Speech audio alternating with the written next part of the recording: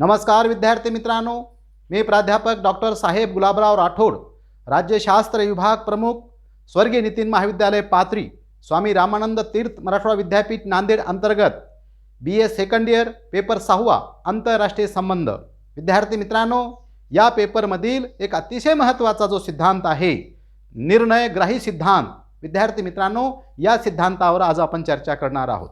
विद्यार्थी मित्रांनो, आपण आतापर्यंत आंतरराष्ट्रीय संबंध या पेपरमधील वेगवेगळ्या घटकावर आपण चर्चा केलेली आहे। आंतरराष्ट्रीय संबंध हा जो विषय आहे नव्याने विकसित झालेला विषय आहे। आज आपण पाहतो जेवढं राष्ट्रीय राजकारणाला महत्त्व आहे त्याहीपेक्षा अधिक पटीने आजच्या काळामध्ये आंतरराष्ट्रीय संबंधाला काय आहे अतिशय महत्त्वाचं स्थान प्राप्त झालेलं आहे। आणि मग आंतरराष्ट्रीय संबंधाचा अभ्यास करण्यासाठी आंतरराष्ट्रीय स्तरावर वेगवेगळ्या सिद्धांताची मांडणी करण्यात आलेली आहे। आणि याच्यामधीलच एक अतिशय महत्त्वाचा जो सिद्धांत आहे तो आहे निर्णयग्राही सिद्धांत। निर्णयग्राही सिद्धांताची मांडणी 1738 मध्ये डॅनियल बर्नोला यांनी या सिद्धांताची सर्वप्रथम मांडणी केलेली आहे। म्हणजे आंतरराष्ट्रीय लेवलवर या सिद्धांताची मांडणी सर्वप्रथम कुणी केलेली आहे? डॅनियल बर्नोला यांनी 1738 मध्ये केलेली आहे। परंतु विद्यार्थी मित्रांनो, आंतरराष्ट्रीय राजकारणामध्ये जसं निर्णयग्राही सिद्धांताला महत्त्वाचं स्थान आहे तसं आपण पाहतो की व्यक्तिगत जीवनामध्ये सुद्धा कशाला महत्त्व आहे? निर्णयाला महत्त्वाचं स्थान आहे। म्हणजे जर आपल्याकडे निर्णय घेण्याची कुवत असेल, हे की नाही, निर्णय घेण्याची क्षमता जर आपल्यामध्ये असेल तोच माणूस जीवनामध्ये काय होऊ शकतो? यशस्वी होऊ शकतो। म्हणजे ज्याला निर्णय घेता येतंय, हे की नाही, तो माणूस पुढे जाऊ शकतो। म्हणजे जसं व्यक्तिगत जीवनामध्ये निर्णयाला अतिशय महत्त्वाचं स्थान आहे त्याच पद्धतीने आंतरराष्ट्रीय राजकारणामध्ये सुद्धा कशाला महत्त्व आहे? निर्णयाला महत्त्वाचं स्थान आहे। म्हणून हर्बर्ट सायमन म्हणतो निर्णय घेणे हे प्रशासनातील अत्यंत महत्त्वाचे कार्य आहे, असं त्यांनी काय केलेलं आहे? प्रतिपादन केलेलं आहे। आंतरराष्ट्रीय लेवलवर 1950 मध्ये professor Richard Schneider, H.W. Brook Burton व सापिन या विचारवंतांनी काय केलेलं आहे? हा सिद्धांत काय केलेला आहे? विकसित केलेला आहे। आता निर्णयग्राही दृष्टिकोन म्हणजे निर्णयग्राही दृष्टिकोनाला आधुनिक काळामध्ये महत्त्वाचं स्थान आहे। मी तुम्हाला आता सांगितलं की बाबा की व्यक्तिगत जीवनामध्ये सुद्धा कशाला महत्त्वाचं स्थान आहे? निर्णयाला महत्त्वाचं आहे। जो योग्य निर्णय घेतो, आहे की नाही, ज्याच्यामध्ये योग्य निर्णय घेण्याची कला आहे तो जीवनामध्ये काय होतो? यशस्वी होतो, सक्सेस होतो। आता हे तर आंतरराष्ट्रीय पातळीवर तर हा सिद्धांत महत्त्वपूर्ण मानला गेलेलाच आहे।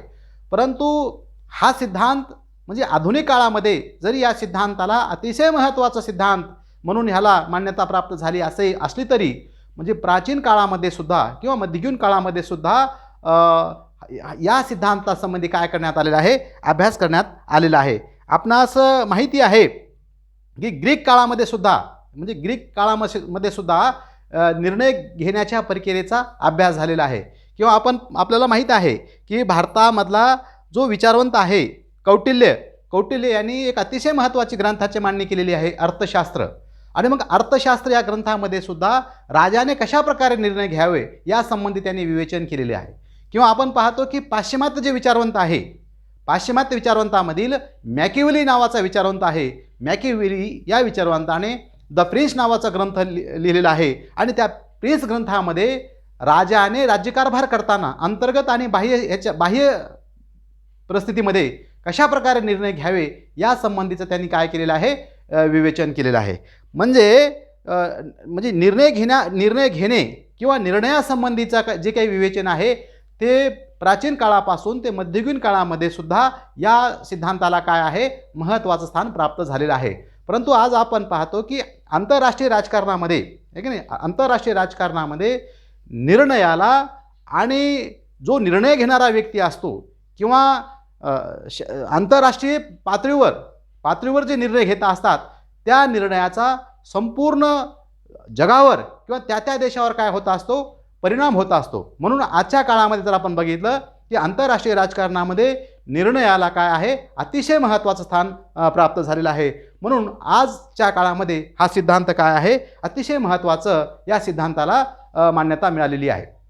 आता विद्यार्थी मित्रांनो, एक गोष्ट आता लक्षात आपल्याला घ्यायची आहे की निर्णय घेत असताना जी निर्णय घेणारी जी संस्था आहे किंवा निर्णय घेणारा जो व्यक्ती आहे, की नाही, आज आपण पाहतो की पूर्ण देशाच्या वतीने एखादा जो प्रमुख व्यक्ती आहे तो देशासंबंधी निर्णय घेत असतो, किंवा एखादी जी संस्था आहे ती संस्था काय काय करत असते, संपूर्ण देशासंबंधी काय करत असते, ती निर्णय घेत असते. आणि त्या निर्णयाचा इफेक्ट जो आहे तो काय आहे, आंतरराष्ट्रीय पातळीवर सुद्धा त्याचा प्रभाव काय होत असतो, पडत असतो. म्हणून मग जी संस्था आहे किंवा जो व्यक्ती आहे तो निर्णय घेत असताना त्याच्यावर कोणत्या कोणत्या घटकाचा प्रभाव पडत असतो, हे महत्त्वाच्या बाबीवर आपल्याला चर्चा करायची आहे. तर विद्यार्थी मित्रांनो, लक्षात असू द्या, निर्णय प्रक्रियेवर वेगवेगळ्या घटकाचा काय असतो, प्रभाव पडत असतो. आता याच्यामधला पहिला घटक जो आहे तो आहे अंतर्गत परिस्थिती. एक निर्णय घेणारा जो घटक आहे त्याच्यावर कुठल्या गोष्टीचा प्रभाव पडत असतो, तर पहिला घटक कोणत्या घटकाचा प्रभाव पडत असतो, अंतर्गत परिस्थिती. आहे की नाही. अंतर्गत परिस्थिती म्हणजे काय, जसं उदाहरण घ्या. आहे की नाही. आता आपल्या देशाचं आंतरराष्ट्रीय पातळीवर निर्णय कोण घेत असतो, प्रधानमंत्री घेत असतो. किंवा आपल्या देशामधली जी संसद आहे ती संसद काय करत असते, त्यासंबंधी कायदे बनवत असते, त्या संबंधीचे निर्णय घेण्याचा अधिकार त्यांना आहे. आहे की नाही. मग हे निर्णय घेत असताना यांच्यावर अंतर्गत जी स्थिती आहे आपली, मग अंतर्गत स्थितीमध्ये काय आहे, अंतर्गत स्थितीमध्ये राष्ट्रांतर्गत परिस्थितीचा प्रभाव असतो. म्हणजे राष्ट्रामधली जी परिस्थिती कशी आहे, राष्ट्रांतर्गत जो राजकारण आहे, राष्ट्रांतर्गत समाजकारण आहे, राष्ट्रांतर्गतची धार्मिक स्थिती कशी आहे, याही गोष्टीचा प्रभाव पडत असतो. त्याच्यानंतर आपल्या राष्ट्राच्या ज्या भौगोलिक सीमा आहे किंवा नैसर्गिक स्थिती आहे, हवामान, लोकमत, विचारसरणी, शासन यंत्रणा, दबाव गट, राजकीय पक्ष, नेतृत्व, राज्यातील भौतिक व तांत्रिक आणि आर्थिक स्थिती या घटकाचा काय असतो, एकंदरीत निर्णय घेण्याच्या प्रक्रियेवर काय असतो, प्रभाव पडत असतो. आहे की नाही. म्हणजे जो व्यक्ती निर्णय घेत असतो, मग आपल्या देशातली अंतर्गत स्थिती कशी आहे. जर आपल्या देशामध्ये अंतर्गत शांतता सुव्यवस्था असेल तर त्या गोष्टीचा प्रभाव पडत असतो. जर आपल्या देशामध्ये जर अंतर्गत अशांतता असेल तर त्याही गोष्टीचा निर्णय घेत असताना काय पडत असतो, निर्णय प्रक्रियेवर काय असतो, प्रभाव पडत असतो. म्हणजे निर्णय घेत असताना राष्ट्राची जी भौगोलिक सीमा आहे, नैसर्गिक स्थिती आहे, किंवा आपली आर्थिक स्थिती कशी आहे, हे की नाही, या अनुषंगाने सुद्धा निर्णय प्रक्रियेवर काय पडत असतो, प्रभाव पडत असतो. म्हणजे अंतर्गत परिस्थिती हा देखील निर्णयाला प्रभावित करणारा काय आहे, अतिशय महत्त्वाचा घटक आहे. विद्यार्थी मित्रांनो, निर्णय प्रक्रियेवर प्रभाव पडणारा दुसरा जो घटक आहे तो घटक आहे बाह्य परिस्थिती. दुसरा घटक कोणता आहे, बाह्य परिस्थिती.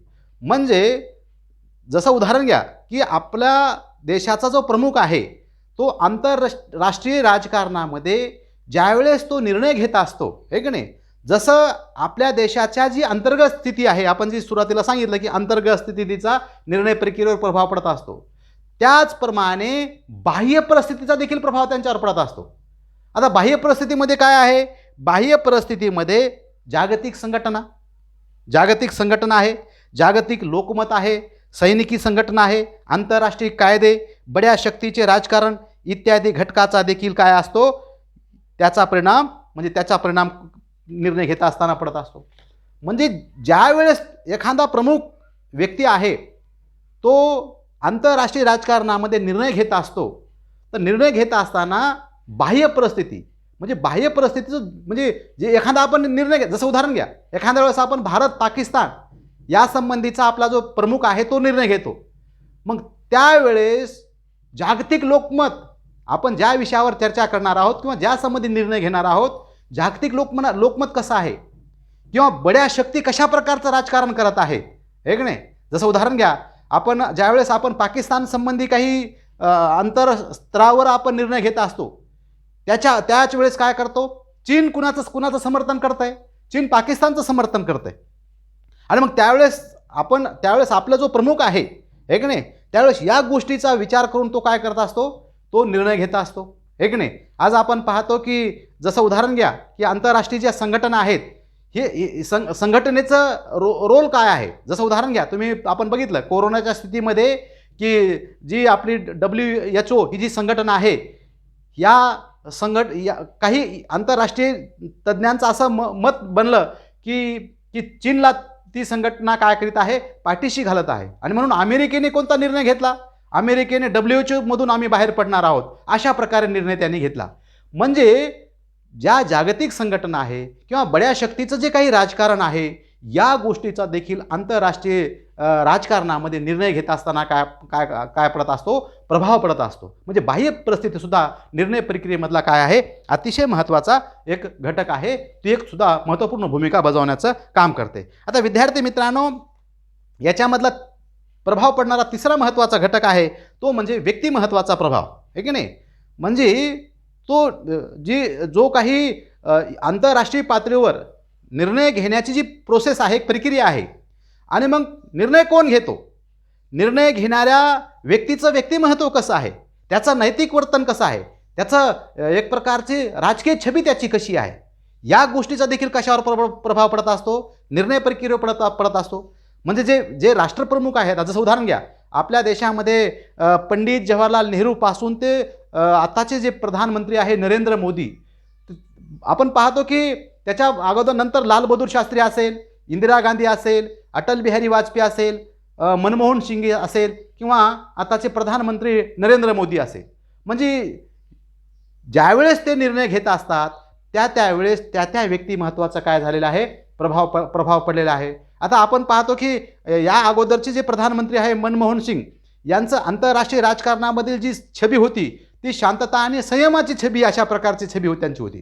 परंतु आज आपण पाहतो की नरेंद्र मोदी यांचं जे काही नैतिक छबी आहे किंवा त्यांची जी काही आंतरराष्ट्रीय राजकारणामधलं जे काही त्यांचं जे काही व्यक्तिमत्व आहे, तर आज जगाने त्यांची नोंद घेतलेली आहे आणि जगाच्या टॉप लीडरमध्ये त्यांचं काय आहे, नाव गेलेलं आहे. म्हणजे आणि आताच पाठीमागे पाकिस्तानच्या माध्यमामधून चर्चा झालेली आहे की पहिलं जे काही इंडियाचं किंवा भारताचं जे राजकारण होतं त्याच्यापेक्षा जे आताचं जे काही आंतरराष्ट्रीय जी काही पॉलिसी आहे किंवा आंतरराष्ट्रीय जी काही नीती धोरणे तत्त्वे आहेत ती फार वेगळी आहेत आणि त्याच्यामुळं आपल्याला सावध भूमिका घ्यावी लागेल, अशा प्रकारचं मीडियामधून तिथं चर्चा झालेली आहे.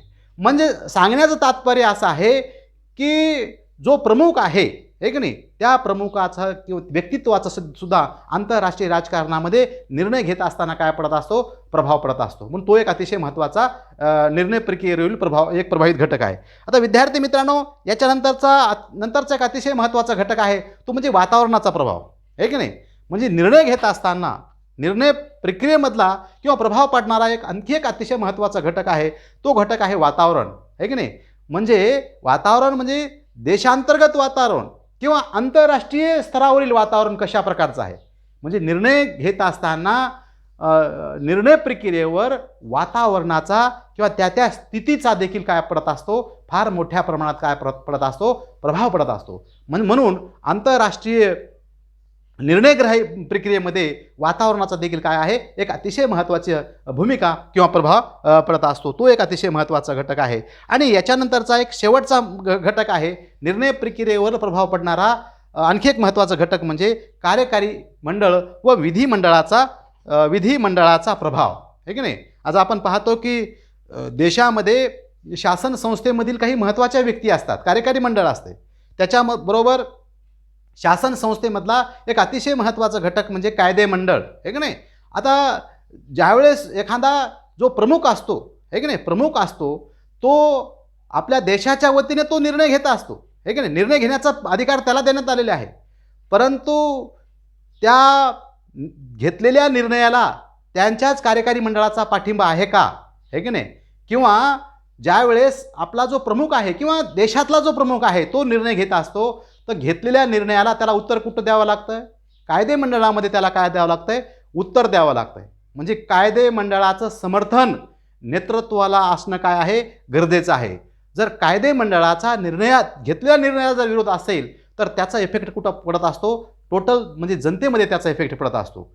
आता तुमच्या एक लक्षात आलं असेल की सुरुवातीच्या काळामध्ये जे राष्ट्रसंघाची स्थापना झाली होती, 1920मध्ये राष्ट्रसंघाची स्थापना झाली होती आणि राष्ट्रसंघ हे वुड्रो विल्सन यांच्या पुढाकाराने राष्ट्रसंघाची निर्मिती झाली होती. परंतु राष्ट्रसंघामध्ये सहभागी व्हावं याला विरोध कुणाचा होता, अमेरिकेची जी वरिष्ठ सभागृह आहे, पार्लमेंट आहे, सिनेट, याचा त्यांना विरोध होता. आणि विरोध असल्यामुळे वुड्रो विल्सन पुढाकारी असताना सुद्धा त्यांना त्या संघटनेमध्ये काय होता आलं नाही, सहभागी होता आलेलं नाही. म्हणून लक्षात असणं गरजेचं आहे की आंतरराष्ट्रीय राजकारणामध्ये निर्णय घेत असताना निर्णय प्रक्रियेवर विधिमंडळाचा आणि कायदे मंडळाचा देखील काय पडत असतो, फार मोठ्या प्रमाणात प्रभाव पडत असतो. विद्यार्थी मित्रांनो, आपणास हे जाणीव आहे की निर्णय घेणे आणि निर्णय प्रक्रिया हे जसं राष्ट्रीय राजकारणामध्ये महत्त्वाचं स्थान आहे, तशाच प्रकारे आंतरराष्ट्रीय राजकारणामध्ये सुद्धा काय आहे, निर्णयाला फार महत्त्वाचं स्थान आहे. कारण राष्ट्रप्रमुखाच्या एका निर्णयामध्ये एक तर देशाची अधोगती तरी होऊ शकते किंवा देश प्रगतीपथावर सुद्धा काय प्रगतीपथावर कशामुळे जाऊ शकतो, निर्णय प्रक्रियेमुळे जाऊ शकतो. म्हणून आज जसं व्यक्तिगत जीवनामध्ये निर्णयाला महत्त्वाचं स्थान आहे, त्याचप्रमाणे आंतरराष्ट्रीय राजकारणामध्ये सुद्धा कशाला महत्त्वाचं स्थान आहे, निर्णयाला महत्त्वाचं स्थान आहे. म्हणून आधुनिक काळामध्ये विकसित झालेला अतिशय महत्त्वाचा जो सिद्धांत आहे, तो सिद्धांत कोणता आहे, निर्णयग्राही सिद्धांत आहे. विद्यार्थी मित्रांनो, हा सिद्धांत तुम्हाला नक्कीच लक्षात आला असेल अशी मला या ठिकाणी खात्री आहे. या ठिकाणी मी थांबतो. धन्यवाद.